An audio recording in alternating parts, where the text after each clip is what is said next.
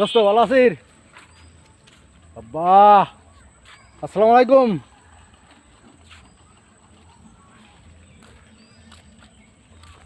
কি হইস কি? খিদে লাগিস? খিদে? বাহ, মেলা খিদে লাগিস। মুড়ি কিনে আসবো? মুড়ি কিনে আসবো? মুড়ি নিয়ে আসতেছি। আচ্ছা থাক, কিনে আসি। আর ও কি এতিস? কি আছে কি? দুধ খাইতেছিস? খাদ্য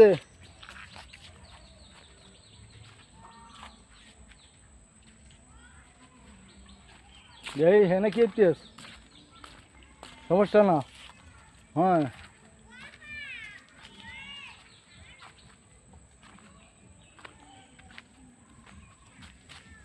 কি অবস্থা কি দুগের? তোদের কি খাওয়া দাওয়া বন্ধ? হ্যাঁ,